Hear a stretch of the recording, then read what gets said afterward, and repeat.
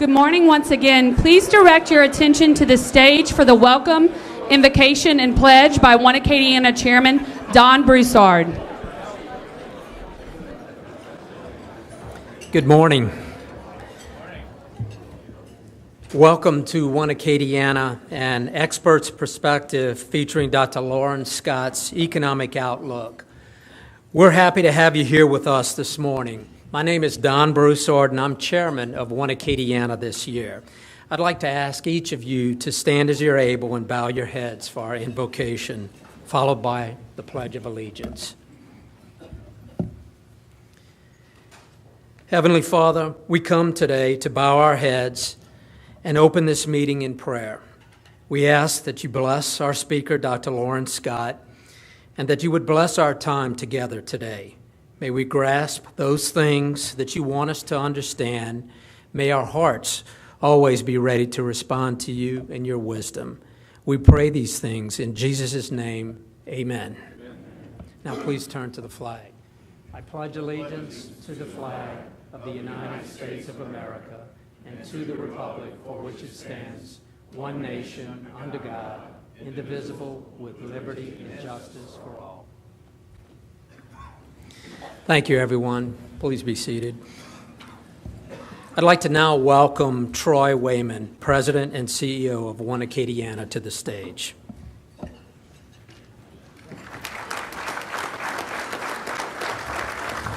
Thank you, Don. Good morning, everyone. I think next year we're going to change this event to 5:30 a.m., if that's all right with everyone. I look across this room, and this morning as I welcome people into the room this morning, it was great to see a lot of Acadiana investors, members, and partners. Thank you all for your support, and thank you for being here. But we do have some faces in the room, some new faces in the room, and I'd like to take just a minute to speak about the important work that One Acadiana does in our region. We're a business-led regional economic development organization serving the 9-parish region of Acadiana. We also function as the Central Business Organization, or the Chamber of Commerce of Lafayette. We serve as the voice of the regional business community, representing over 850 investors and member companies across all 9 parishes. We work closely with chambers of commerce, economic development organizations, and tourism partners in Acadia, Evangeline, Iberia, Jeff Davis, Lafayette, St. Landry, St. Martin, St. Mary, and Vermilion parishes. We help businesses like yours keep a finger on the pulse of the economy all year long through our monthly economic vitals that we send out. Today, we're proud to host Dr. Loren Scott to provide his analysis on the oil and gas market and reasons for optimism regarding our economy, as well as his assessment of where Acadiana's economy is going to be in the next 2 years. And Dr. Scott, we're going to hold you accountable as well. So This is Dr. Scott's 15th year providing Acadiana's economic outlook, and we're excited to continue this great programming and give you access to economic trends that will help you make business decisions throughout the year. Today's event would not be possible without our generous sponsors. Vidox, thank you for producing today's video everyone is about to enjoy. LUS Fiber and AOC, thank you for helping to get our programming out to folks who couldn't be with us this morning. Dr. Scott's presentation is being captured and will be available live on Facebook. Please don't watch it live on Facebook. Watch it live here if you're in the audience. And it'll also be available later, so if you want to watch it again, you're welcome to do so. Also, thanks to Cox Business, a big supporter of One Acadiana and the entire Acadiana community. Truly a company with a household name and an incredible role in building our regional economy. The Acadiana Advocate, thank you for your continued involvement in One Acadiana and the support of the business community. You should each have a card at your seat with the directions to sign up for their new free business newsletter. Signing up is pretty easy. I've even been able to do it. And I recommend you check it out. I've been enjoying those news updates each day. And, of course, our presenting sponsor, Iberia Bank, a long-standing supporter of One Acadiana, and Jerry, a personal friend to me and my family, and our presenting sponsor today. Thank you for making today possible, Jerry.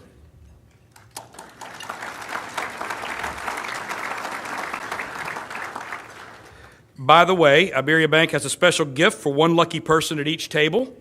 There is a 1A logo card, just like this, in one program at each table. If you are the lucky person that has it, you can take the card to the lobby after the program to claim your gift, and I think it's a gift that may come in handy today. I wish I had won one of the gifts before I came in this morning.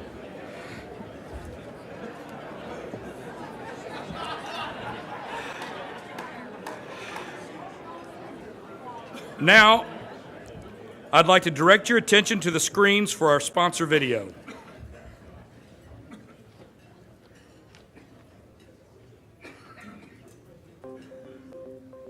Welcome to One Acadiana's Expert Perspective event with Dr. Loren Scott.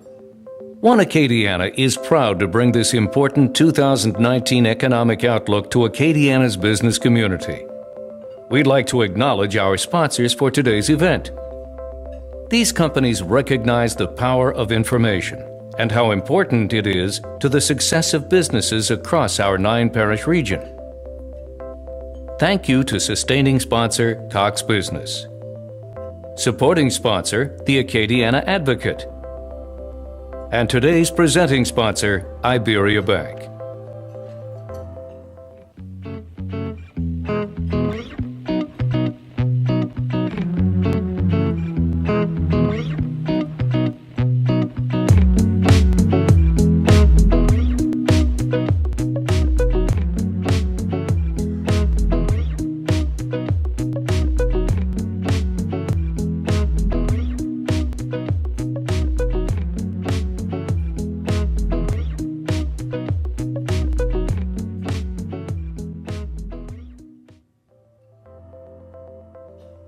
Our digital media partner is Vidox Motion Imagery.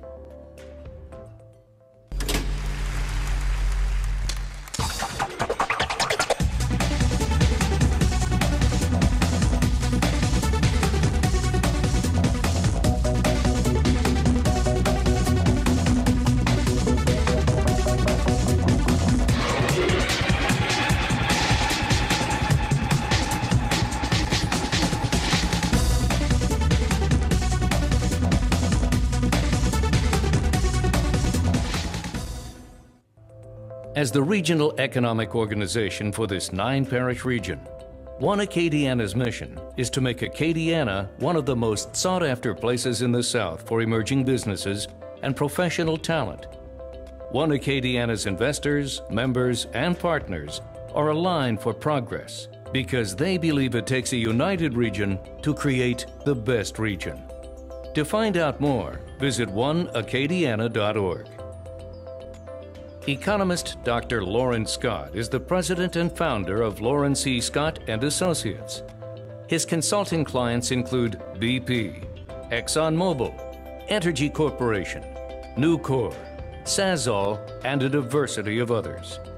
Dr. Scott serves as Professor Emeritus of Economics at LSU and an energy specialist on the National Business Economic Issues Council.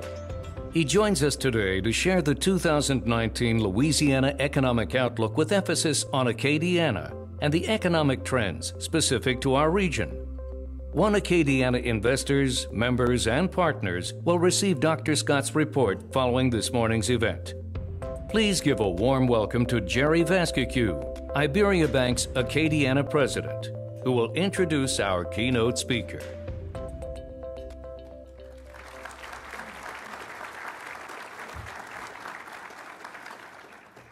Good morning. It's great to be with everybody today on a little bit gray, a little bit rainy day, but it was really, I have to echo Troy's comments, really encouraging to see everyone here today with us. It is our pleasure to be the presenting sponsor this year. Again, this has been, we consider, one of the great events in Acadiana. Thank you to One Acadiana for continuing to put this on. Each year, our clients and business leaders across the region look forward to Dr. Loren Scott's informative and at times just flat out funny commentary on our economy. One of the few economists that can do that. Thank you for that. In addition to Dr. Scott's accolades mentioned in the video, I wanted to highlight a couple of those accomplishments and associations that make him so qualified for us.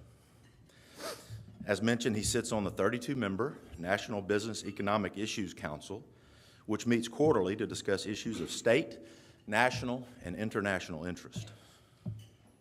In particular, Dr. Scott is an energy specialist on that council. Additionally, he has been appointed to the Economic Advisory Board of the U.S. Council on Competitiveness, a group made up of the CEOs of the Fortune 100, also top university presidents and presidents of 3 major unions in the country.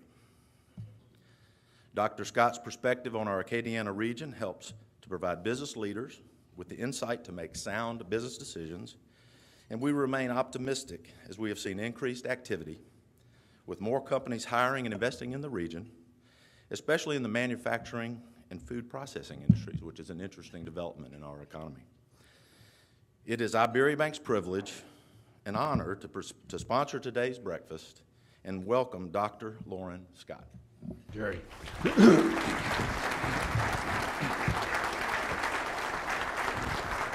Thanks, sir. Good to be back.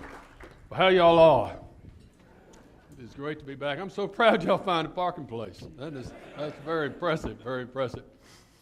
You know, finding the right solution to things is critical in almost all phases of life. I was thinking about a farmer who had found himself in a situation where he had 5 female pigs, and he couldn't figure out what am I going to do with 5 female pigs. And he finally said, I'm going to go to the market and sell them. And he goes to the market to sell them, and he runs into another guy who has 5 male pigs. And they said, well, why should we sell these pigs? Why don't we just breed them and we'll split the profits between ourselves? And it turns out they lived about 60 miles apart. So they agreed to meet at this field the next day, with about 30 miles in between, and where the pigs could do their thing. And so the guy who had the 5 female pigs didn't have. The only way he could transport them was in their station wagon. So he puts them in the station wagon. He goes to the field. The pigs do their thing. And he turns to him, how do I know if my pigs are pregnant or not? He said, well, here's what you do. You get up the next morning. If they're wallowing in the mud, they're not pregnant. But if they're laying there on the grass, then everything worked out all right. So he takes them home. Next morning, he gets out, looks outside, and dadgum, the pigs are wallowing in the mud. Shoot. So he calls up his buddy and says, I'll meet you at the place. So he puts them in the station wagon. He drives over there, and pigs do their thing again. He comes back home, gets up the next morning. Dadgum, pigs are wallowing in the mud again. Shoot. He calls up his friends and said, they're wallowing in the mud. Okay, bring them back. So bring them back. Meet at the field again. Pigs do their thing. He takes them back home. Next morning, he said, I can't. Turned to his wife and said, baby, I can't stand to look outside. Look outside and tell me what they're doing. Are they in the grass or are they wallowing in the mud? She looks outside and she says, neither one. All of them are in the station wagon and one of them's honking the horn. So,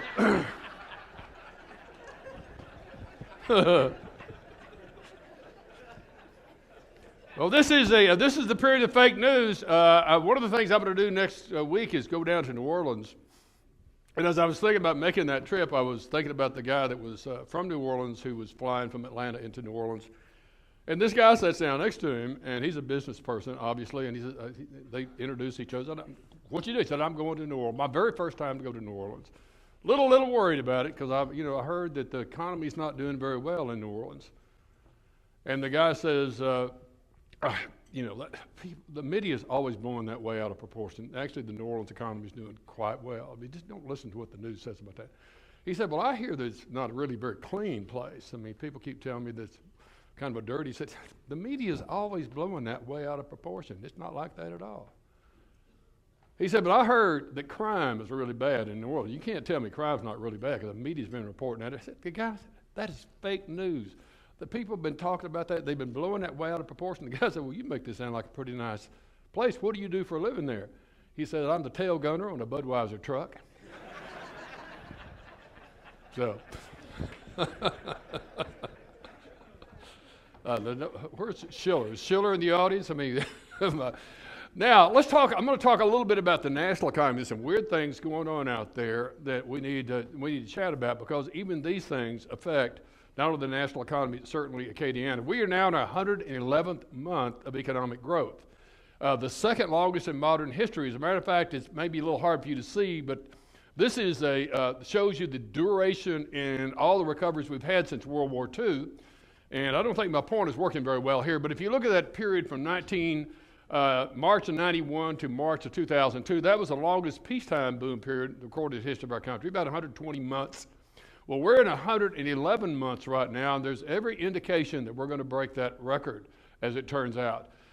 If you look at the nature of that recovery, though, I need to mention to you a little bit about that. I may have showed this to you last year. This is a picture that shows you how much real gross domestic product grew in each one of those recoveries since World War II. And if you look at the second black bar from the bottom there, the 2009-2016 was the worst performance that the economy has had in all the recoveries we've had since World War II, only about a 2.1% average growth rate. Now, the argument made during this time period was that was just the new normal. This is the new normal. This is the way things are. And my argument to you is if you had principles of economics, or if you even went to the graduate school of banking in the South, some of you did that, then you know that that's not true. Go back to your principles of economics class, and you will understand why the growth rate fell so much during that time period. And the primary reason for that was there was a shift in emphasis during President Obama's years from growth to fairness. And I hear you I hear when you say that we need to have more fairness in the economy, but when you notice the way that focus was achieved, one way was a significant focus on increasing taxes, shifting income from one group to another group. And I hear you if you feel like that's what's necessary for fairness, but you also need to understand what you learned in your principles of economics class. And that is when you increase taxes on companies, that shifts their cost curves upward. They end up producing less output and hiring fewer people. That's just principles of economics. The other thing, I'll show you this in a minute in detail, was this tsunami of regulations that came out during that time period. And you may say, well, we needed those regulations in order to our economy to be fairer. Okay, I hear you about that. But you also need to understand when you increase regulations, you shift the cost curves of firms upward, which causes them to produce less output and hire fewer people. Now, Mr. Trump comes along and goes back. Let me shift this back again. Mr. Trump comes along and goes back to growth.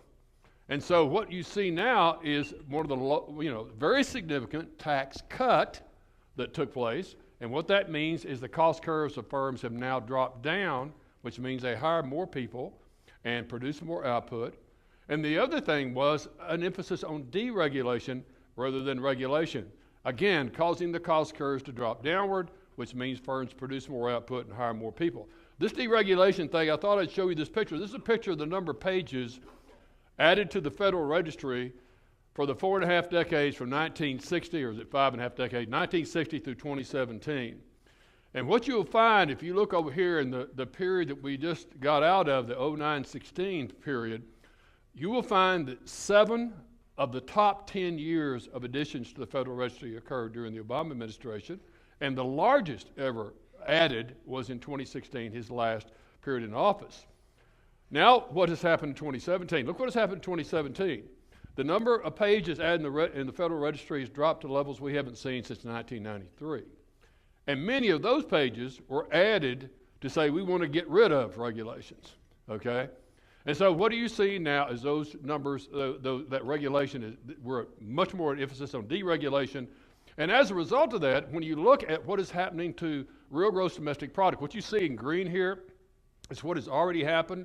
I show you this every year. This is one of these forecasts is from Wells Fargo, a very good economics department. You get a lot of information out of them for free if you want to sign up. Consensus Forecast is an average of about 45 different forecasting firms in the country.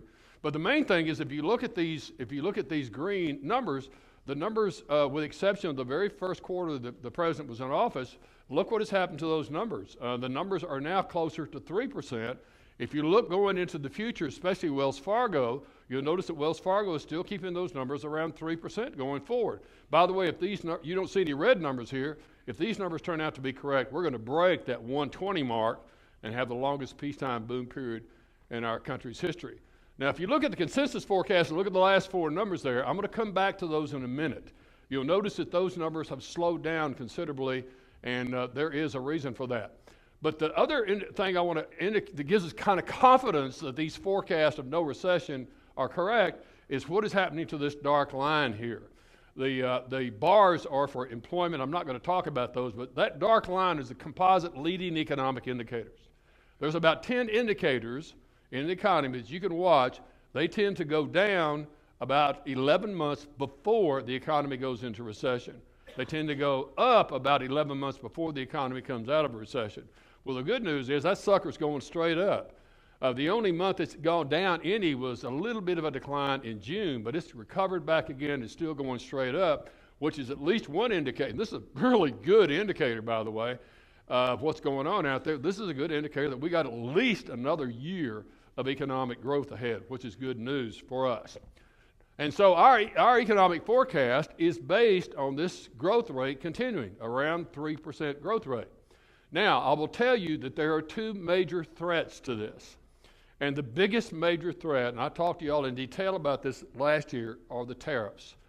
And this is a very busy chart, but if you look at that bottom line down there, the second number in the bottom line, there's about $500 billion worth of goods and services that tariffs have been levied on by the president.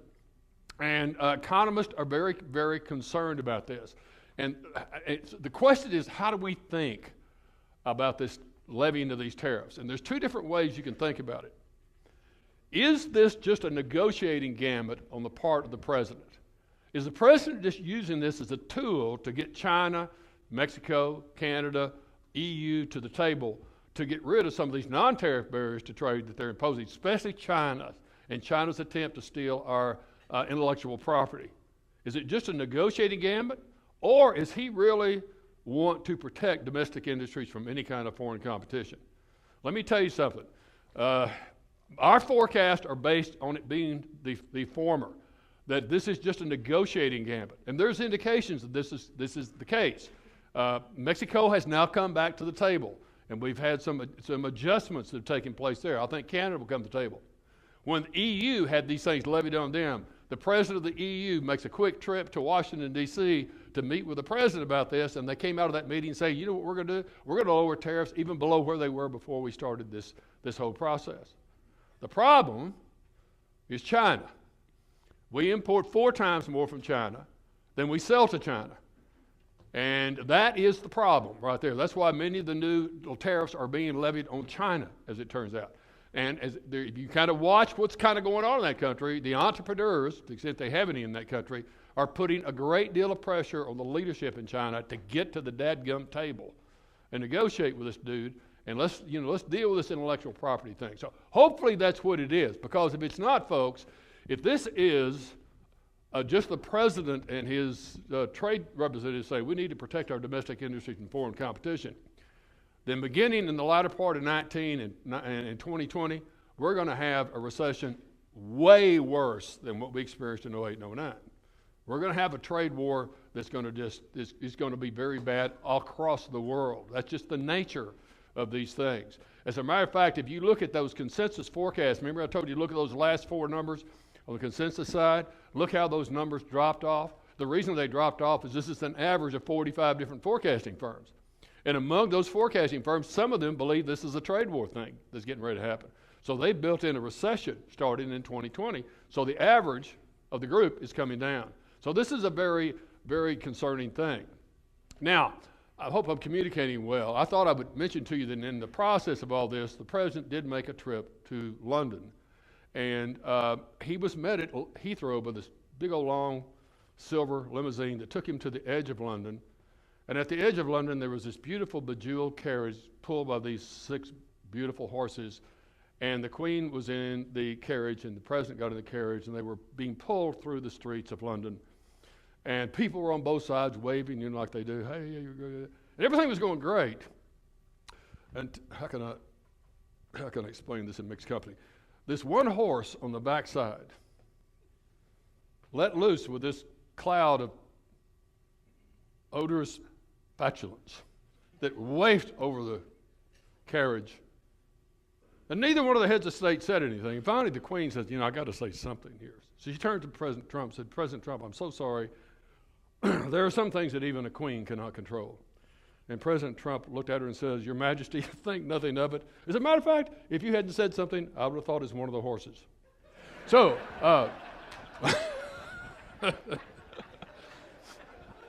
now, y'all come back. Now, let me tell you about another possible significant threat out there to not only to the U.S. economy, but to the world economy. And that's IMO 2020. IMO stands for the International Maritime Organization, which is a unit of the United Nations. And this organization has declared that starting on January the 1st, 2020, all 60,000 plus, the number of ships, ocean-going ships, is an interesting mystery, whether it's 60,000 or 93,000. But they all must start using low sulfur diesel, 0.5% sulfur diesel. Now, a little side note, those of you from my generation, LSD stands for low sulfur diesel. Okay? Now, as it turns out, there's a set of ports out there called emission control areas. All the ports of the United States, the Baltic Sea and the North Sea, already have rules in place that you get within 200 miles of our port, you have to start using 0.1% low sulfur diesel.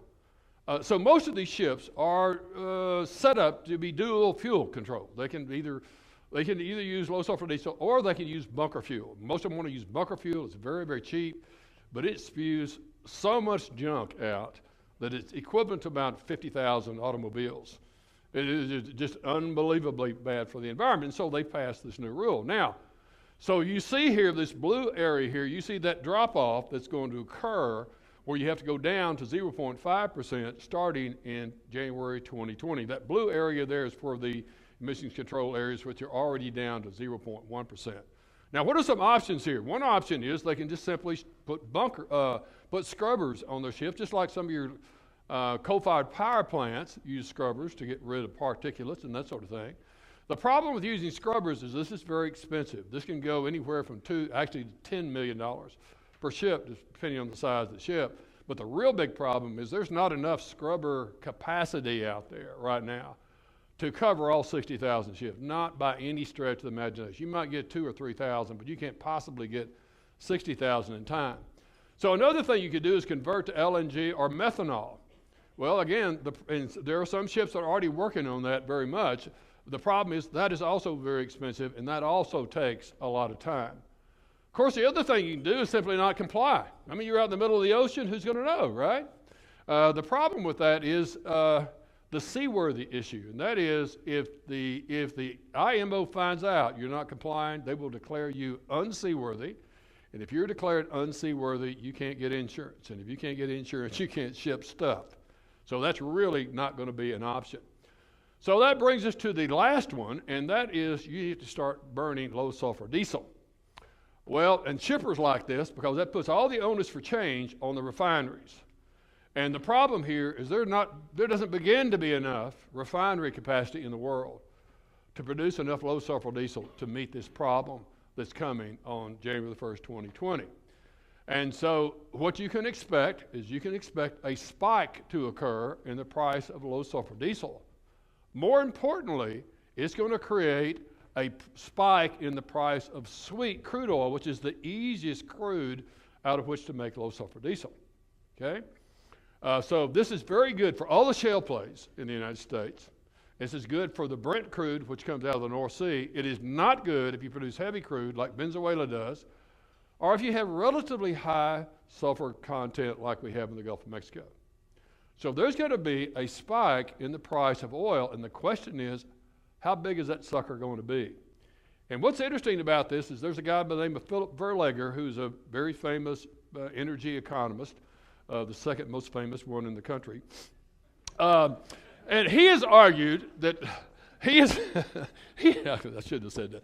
He's argued the price of crude is going to spike to $160 a barrel, maybe $200 a barrel on January the 1st, 2020. And that we're going to go into recession much worse than the Great Recession. Now, contrary to that, Bloomberg has done a survey of about 13 oil industry analysts. And their estimate is that it's going to go up about $5 a barrel.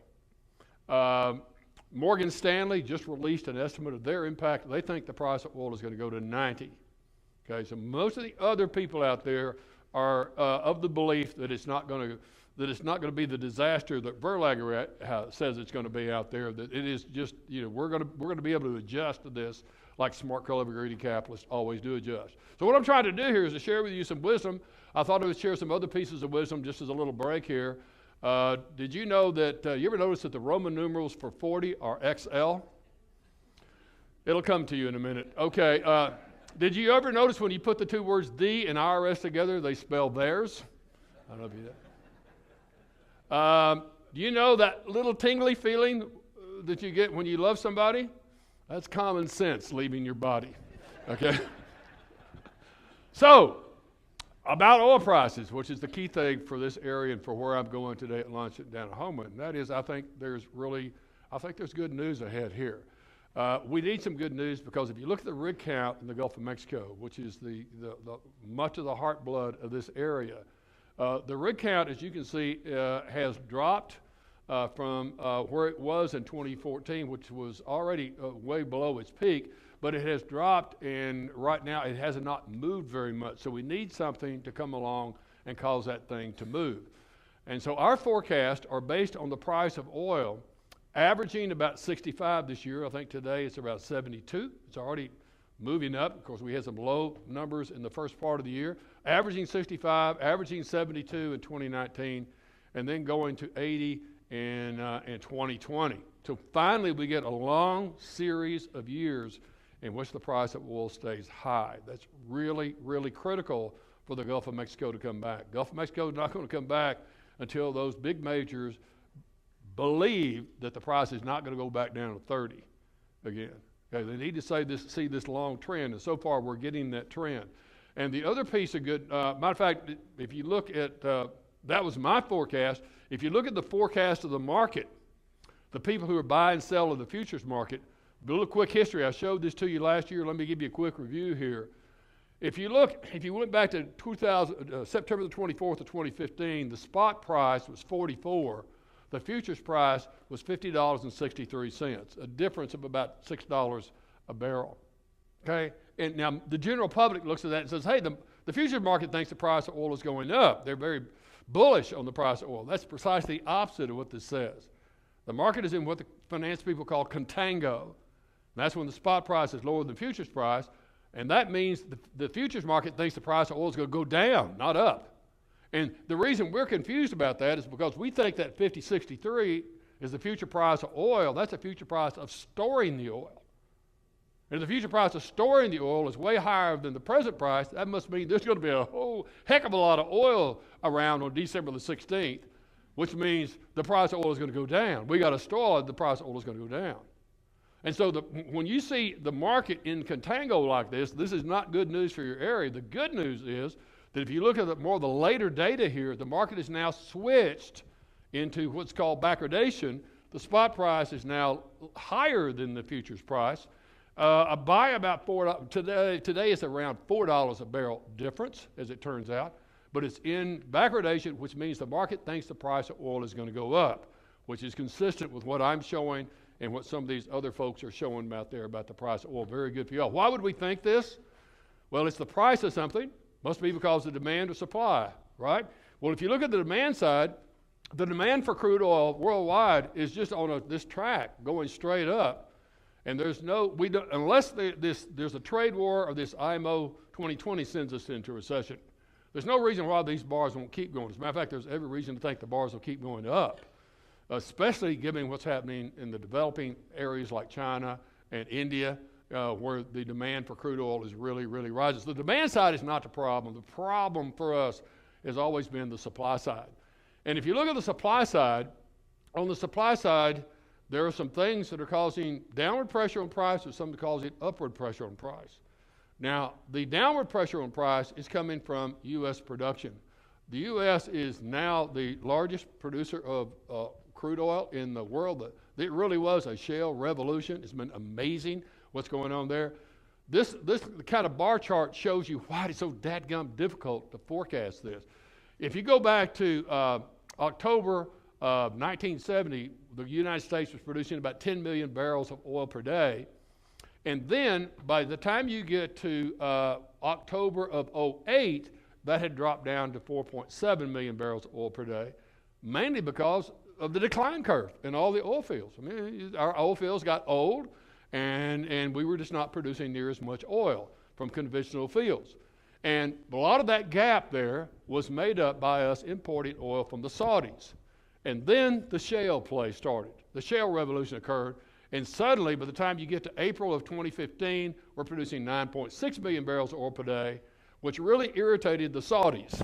The Saudis did not like that. You just ate into our market share in the United States. Tell you what we're going to do. We're going to turn on the spigots. We're going to start producing a whole lot more oil, and we're going to kill the shale play stuff in the United States. And sure enough, our output did drop down to about 8.5 million barrels of oil per day in 2016. So it only barely worked for them. And it cost them a lot in terms of their sovereign wealth fund to go through this little gamut. So finally, remember in 2016, they said, well, King's X, this is stupid. We're going to cut the faucet back off. And now you see that in August of this year, we're producing 10.9. We're producing more oil than we ever have in our history. And it looks like we're going towards over 11 million barrels of oil per day in 2019. So this is a lot of new oil, and that has a tendency to put downward pressure on the price of oil.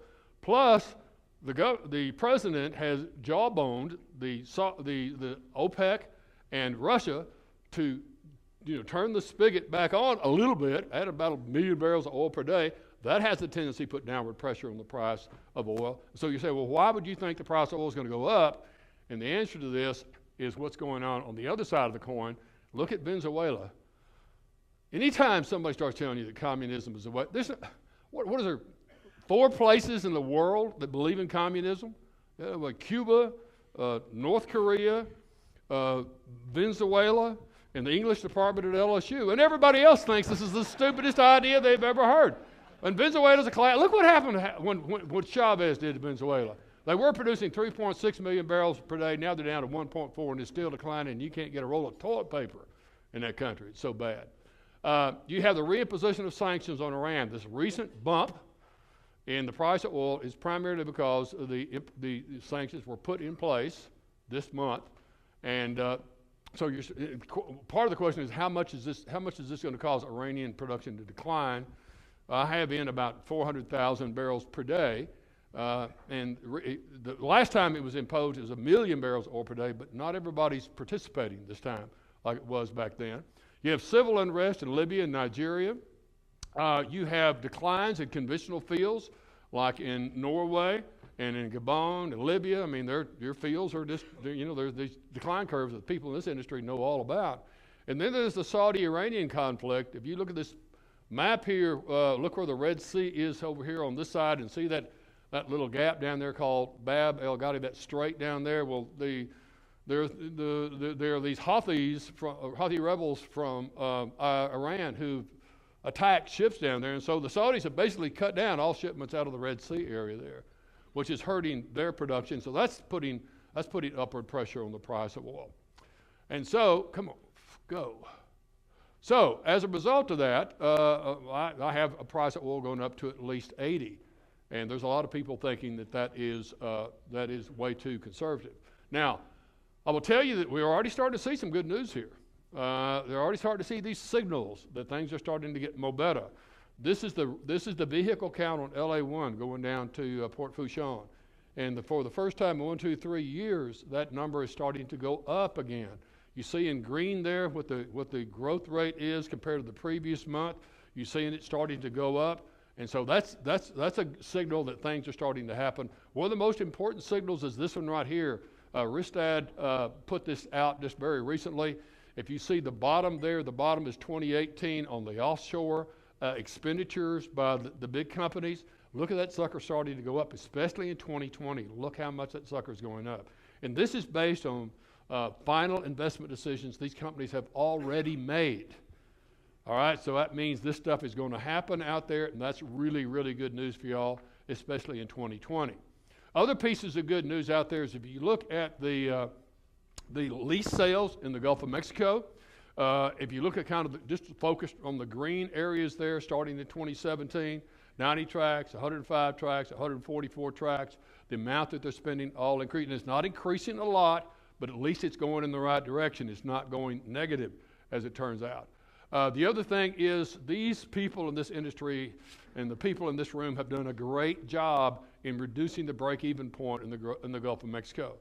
Where back in 2014 it used to be $70, $80 a barrel, now it's down around $30 to $40 a barrel. which, if we're correct about the $80 a barrel price going up going forward, then this is causing these firms to make those final investment decisions to go out there and drill some more. So again, I think something that's really going to help. I thought I'd share, you look like you need some more pieces of wisdom here. Even duct tape cannot fix stupid, but it can muffle the sound. I mean, you realize that.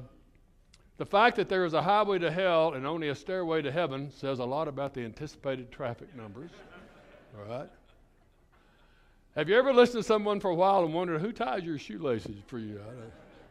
Now, what is true about oil is not true about natural gas. If you look at the price of natural gas, the price of natural gas has fallen from where it was back in 05 and 06, where you see about 6 years of double-digit prices for natural gas. Price of natural gas has fallen. We think it's going to continue to fall around a much narrower range, by the way. And the reason for that is there is absolutely an ocean of natural gas out there. Those of you who are Ole Miss graduates, this is a map of the United States of America. And you might recall, if you look at the area in Texas where the DFW airport is there, where Barnett Play is, that's where the fracking first started out, in a dry play. It was a dry play, only producing natural gas. Then it moved over to Louisiana, to the Haynesville Shale. And then it moved up to the Fayetteville Shale. And then it moved up to the northeast, to the Marcellus Play. And then they figured out, if we can frack and get natural gas, why can't we frack and get oil?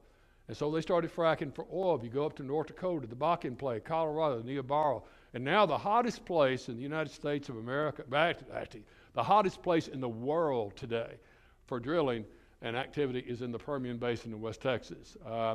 I'm actually from that area, and I was talking to someone the other day who was telling me that a Holiday Inn Select room costs $650 a night. Unbelievable what's going on out there. And so what you find is in the dry place, you got plenty of natural gas there. But when you go over and produce oil in the Bakken, in the Niobrara, and in the Permian Basin, you also get natural gas. You get associated natural gas. So we got not only the dry place, we got the associated gas coming out of the place. Matter of fact, they have no way of getting all the natural gas out of West Texas right now. They have no way of getting all the oil, frankly. As a matter of fact, there are all kinds of bottlenecks out there because they don't have enough pipelines. And so smart, clever, greedy capitalists are building pipelines like crazy out there. I'm going to skip this chart for right now. But so you see some really good stuff happening. Now, the other good stuff, this is a picture of what has happened in the Lafayette economy from 1980 through 2018. And, of course, you folks have you've been in the midst of a tough time period. You have lost over the last 3 years nearly 22,000 jobs, a decline of 10%. To give you a little reference point here, during the period we call the Great Recession in the United States, U.S. employment fell 6.1. You fell 10. Okay, so you were tough. Now, the good news is you weren't Homa. It fell 16. Okay, but you fell 10%. And what you see here in red are the numbers comparing each month in this year to the same month in last year. And all the numbers are red except the last one that just came out about 2 days ago for August. And the one for August is a positive 200 number. You'd be first positive number probably since 2014. And so that's again, extremely hopeful news for us. Now, there's a lot of good things that are happening out there. If you look at your big six is all very, very solid. Richard's Acadiana ambulance company at 1,300, probably going to be adding about 4% a year. They get some growth there.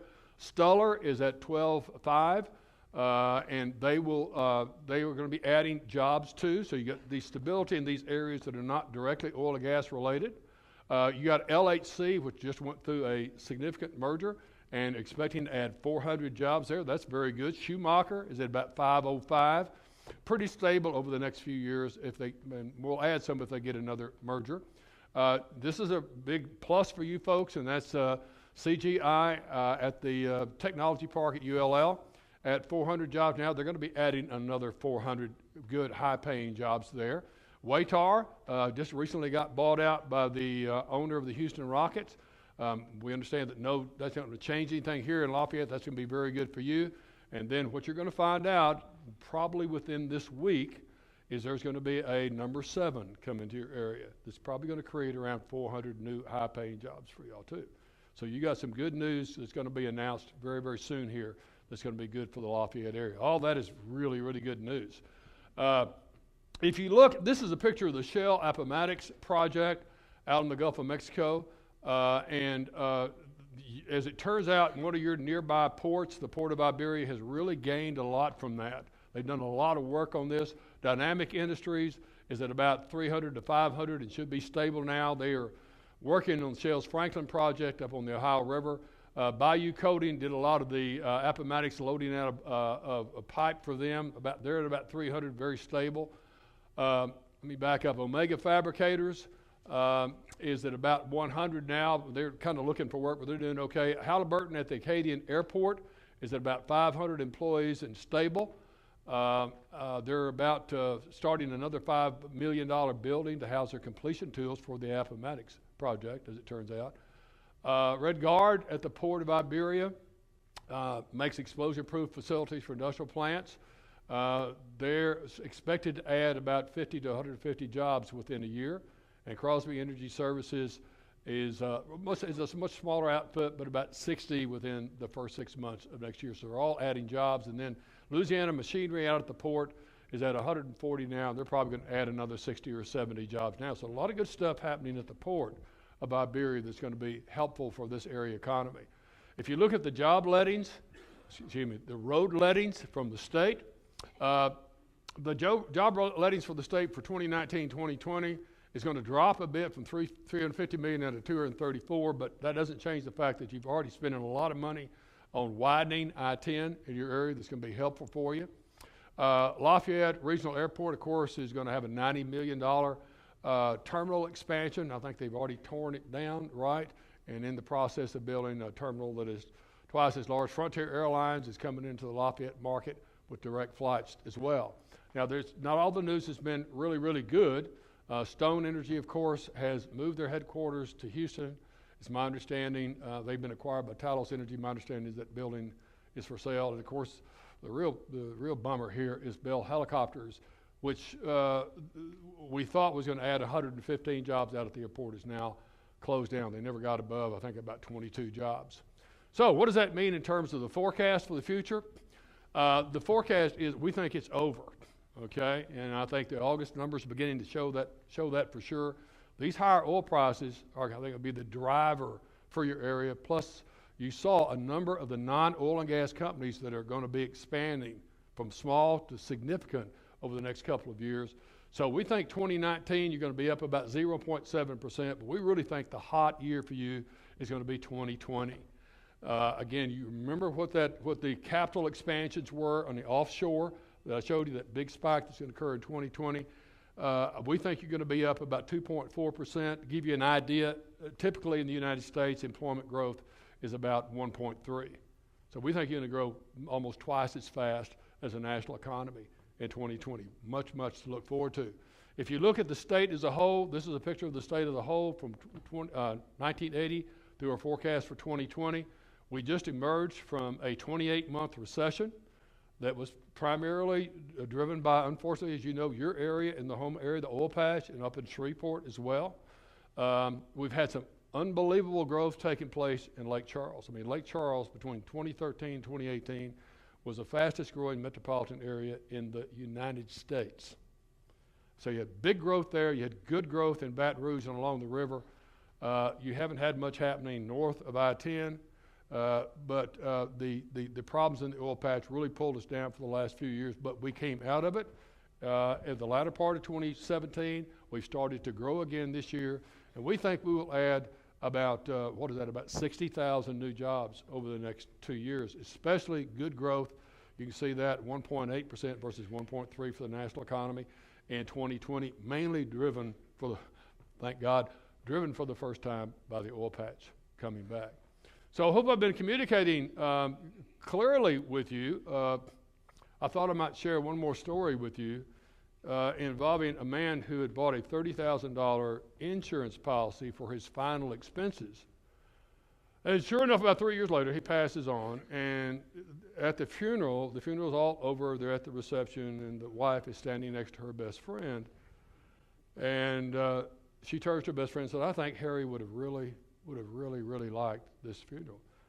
And the friend said, I think he would have too. It's very, very nice. Just out of curiosity, how much did this cost? She said $30,000. I said, $30,000? How could it cost that much?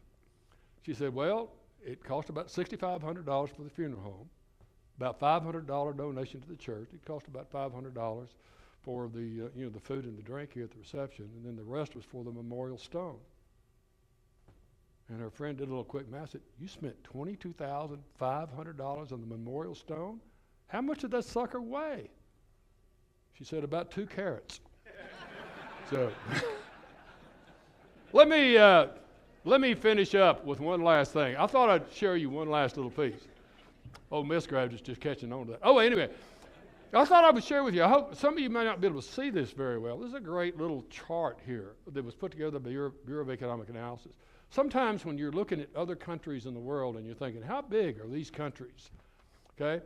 What this does is it shows you how other countries' real gross domestic product compares to real gross domestic product in the different states in the United States. So you look over here at California, you think of the UK as being this big economy. The UK economy is about the size of England, okay? I mean, it's about the size of California. As you can see, Texas is about the size of Canada. We are about the size of Finland.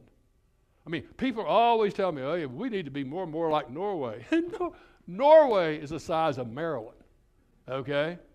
And so you look at it, it kind of gives you an idea. As a matter of fact, let me show you something else about this that's kind of interesting. Here's what you'll find. California has the same real gross domestic product as the UK, but California produces that output with half the number of people that the UK requires. If you look at Texas, Texas has the same GDP as Canada, but they produce it with 13 million people. Canada takes 20. Look at New York.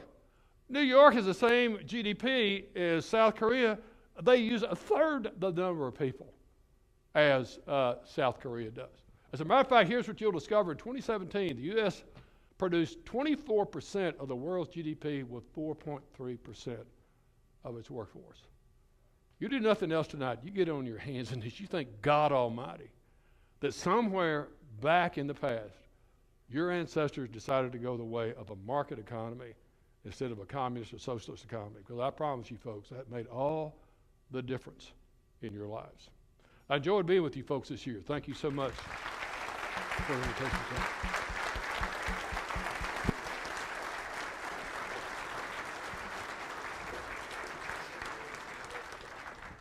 Thank you, sir. Thank you. Good job. Hey, yeah, we'll give you the expert. You go ahead and give the expert. Thank you, Dr. Scott. We appreciate that. I hear you speak, and it reminds me of a conversation I had with a professor one time. He was presented with a pretty sound argument, and he said, well, that may work in the real world, but it'll never work in theory. And so I appreciate you for arming us with real-world applicable data and information as we move forward. Thank you all for joining us. I want you to be on the lookout for an email from us, which will include a digital copy of Dr. Scott's Economic Outlook. As I mentioned earlier, you will be able to replay his presentation after the, hopefully, again, none of you were watching it live on Facebook when it was actually live in the room. I'd like to once again thank our sponsors. Jerry, Iberia Bank, thank you so much for being the presenting sponsor. Judy and the Acadiana Advocate. Lewis and Joan, Cox Business, thank you so much. Our media sponsors, LUS Fiber and AOC. So I hope everyone enjoyed the presentation this morning, and I hope you have a great day. Thank you very much.